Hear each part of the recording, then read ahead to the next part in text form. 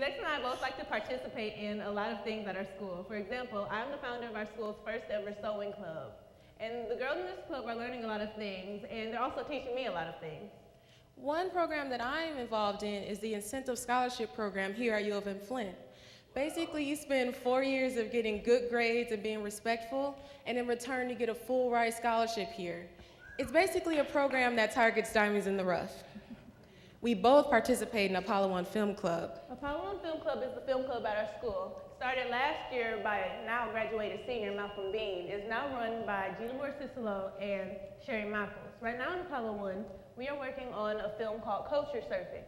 Culture Surfing is basically a movie about the different cultures in our community. The diamonds in the rough, if you will. And can we get a change in slide? One more.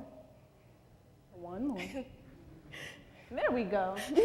Culture surfing is basically, it's like you're channel surfing, but instead of channels, it's different cultures.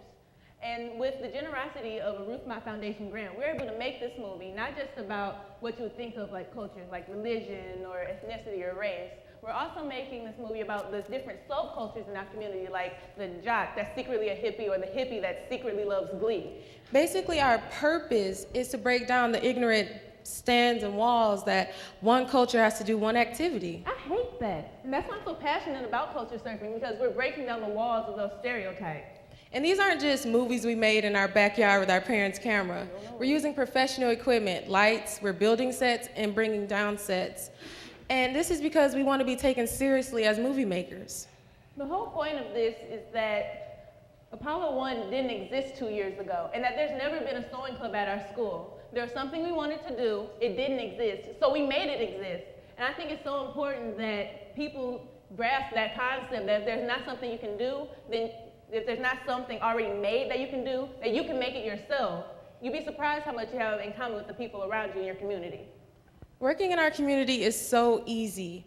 There's so many programs out there that want young people to participate and to take experiences from. Because of all the volunteer work that I do, I'm one of the busiest high schoolers in Flint. For the past 2 years, Elexis and I have both been working at the Michigan Renaissance Fair, and it's basically a time to have fun in an open environment and meet people that you wouldn't have met otherwise. This year's Renaissance Fair, I met a woman who came all the way from Russia to be at our fair, and it's so great to talk to her, interact with her, and it's also a great time to just dress up and be yourself. Last year, right there, that's me. I was called the Mohawk Pirate Chick. And it was just so fun to be able to be yourself in a free and open environment. Didn't you also go somewhere last year? You're right, I did go somewhere last year.